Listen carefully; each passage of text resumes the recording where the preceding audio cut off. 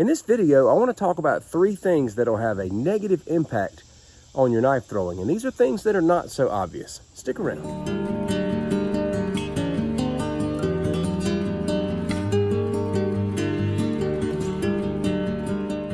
There are obvious things that can have an impact on our knife throwing, such as not practicing or bad technique. But time has taught me that there are other enemies to knife throwing that we don't often think about. And you may find yourself in a place where you're not doing good with your knife throwing, and these 3 things may be part of the problem. Reason number 1 is hesitation, and I want to give you an example of what I mean by hesitation. When you're throwing a knife, you've got to be fully committed to the throw. If you're not fully committed to the throw, it's going to throw everything off. But there are some drawbacks to being fully committed to the throw, because once that knife leaves your hand, it's either going to hit the target, it's either going to miss the target, or it's either going to hit and bounce back. Sometimes when I'm throwing in my basement, I don't do as good as I do when I'm outside, because there is a little bit of hesitation with me there. I don't want to miss and hit the wall or it bounce back and hit something else. So I'm a little more uptight and I don't throw as good when I'm in that situation.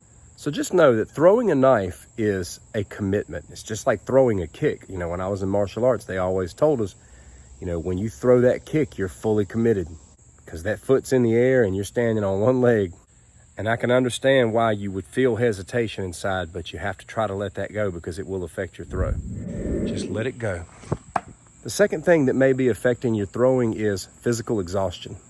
When you're learning to throw a knife, it is a very physical task, because you're missing a lot and you're bending over and you're picking it up and you're starting again. And if you're doing this outside in the heat, man, you're going to get wore out. It's one of those slow grinds, and it's one of those things that you can find yourself getting more physically exhausted than you realize. Next thing you know, you're putting forth a half effort. When you get out and throw knives, make sure you at least have the energy that you need to give it 100% and be dedicated to the task of learning, because it is a demanding thing, especially in the beginning.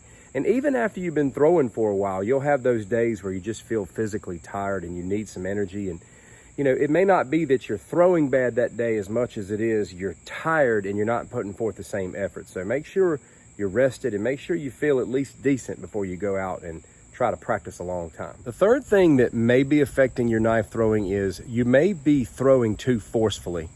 You know, when we grab a baseball or a softball, man, we like to sling that thing down the field. We like to just chunk it. It just doesn't always work that way with knife throwing. You know, the better you get at knife throwing, the more you get to where you can add a little more force to your throw. But I would contend and say it's never the same kind of force or body mechanics that would be in throwing a baseball. There still has to be a lot of smoothness and control. I put right much force into doing hammer grip no spin throwing, but there's still a lot of control at the same time. Knife throwing, especially combat knife throwing, consists of a good balance between the right amount of force and energy, but good finesse and smooth flow. Just remember, with knife throwing, you're not trying to win a strongman competition. It's not about who can get up and throw with the most grit and tenacity. It's the right amount of commitment. It's the right amount of effort, of power, of control, and consistency. It's about not being so hesitant. It's about understanding when you're too tired to put forth the effort that you need.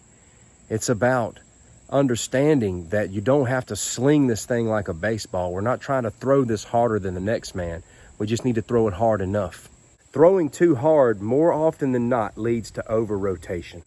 Commitment, good effort, and the right amount of power and control. I hope you have found this information helpful, and if there's anything I can help you with in knife throwing, I'd love to hear from you in the comments. If you want to share a success, if you want to share an area where you're struggling, these contents help me to provide content that's useful to you. Thank you so much for watching. Take care.